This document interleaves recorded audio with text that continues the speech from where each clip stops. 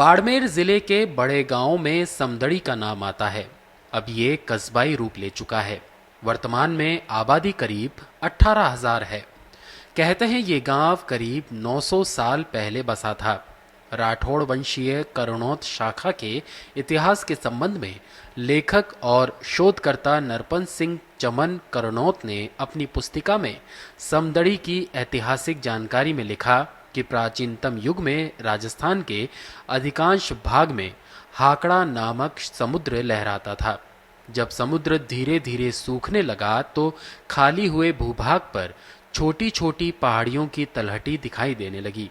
इसी पहाड़ी पर आबादी बसने लगी। समुद्र के बीच रड़ी होने और उस पर आबादी बसने से गांव का नाम समदरड़ी पड़ा। कानहड़दे प्रबंध में कवि ने गांव का नाम सुंदड़ी भी लिखा। कालांतर में धीरे धीरे गांव का नाम समदड़ी हो गया। शुरुआत में ये गांव वर्तमान समदड़ी से 2 किलोमीटर पूर्व में बसा हुआ था, जिसे जूनी समदड़ी के नाम से जाना जाता था। ये समदड़ी गांव बहुत ही प्राचीन एवं पुराना गांव है और यहाँ पर सभी चारों तरफ धार्मिक स्थल, धार्मिक मंदिर है और बहुत ही प्राचीन मंदिर है। यहाँ पर चमत्कारिक स्थान भी है, जिसमें एक मंदिर जो सबसे बड़ा मंदिर जो है वो ललेची माता जी का मंदिर है। और यहाँ पर पुराने हमारे बुजुर्ग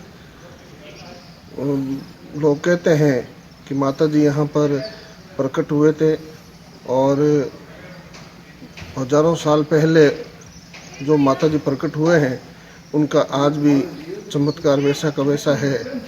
यहाँ पर हर साल गरबा नृत्य होता है। ऐतिहासिक तथ्यों के अनुसार जोधपुर के राव मालदेव ने इस गांव को राणा निम्बावत चौहान की जागीरी में दिया था।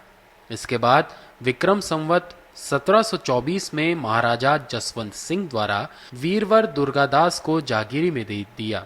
पूर्व में बसी आबादी काफी पुरानी होने और पास में बह रही लूणी नदी से बार बार आबादी प्रभावित होने से धीरे धीरे आबादी ऊंचाई वाले स्थान पहाड़ की तलहटी में बसने लगी, जो समदड़ी का वर्तमान स्वरूप है। यहाँ पर रेलवे जंक्शन भी है, जहाँ से भीलड़ी, बाड़मेर, जोधपुर की तरफ रेलगाड़ियों का संचालन हो रहा है। ये गांव तो सब 800-900 साल पुराना गांव है और ये बहुत पुराना गांव है। और ये गांव की स्थिति है, ललिची माता का मंदिर है, बुरा राठौड़ का मंदिर है, 36 कौमों का हर मंदिर है यहाँ पर समदड़ी के अंदर। समदड़ी एक धार्मिक स्थल के नाम से ये जानी जाती है और लंबा चौड़ा बाजार है और बहुत बड़े बड़े यहाँ पर स्थान भी है।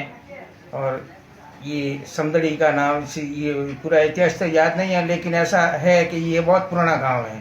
पहला जूनी समदड़ी थी और अब नई समदड़ी बसी है। यहाँ पुरोहितों के वास पुरोहितों के नई समदड़ी बोली जाती है, वहाँ ठिकाना की तरफ से जूनी समदड़ी बोली जाती है। ये जूनी समदड़ी पर बहुत पुरानी समदड़ी है, फिर नई वास बसी है, नई समदड़ी बसी है। लूणी नदी के तट पर बसा समदड़ी गांव धार्मिक दृष्टि से महत्वपूर्ण माना जाता है। समदड़ी गांव धार्मिक नगरी के रूप में भी जाना जाता है। इस गांव का सबसे पुराना मठ अलख दरबार झुम्पा मठ है।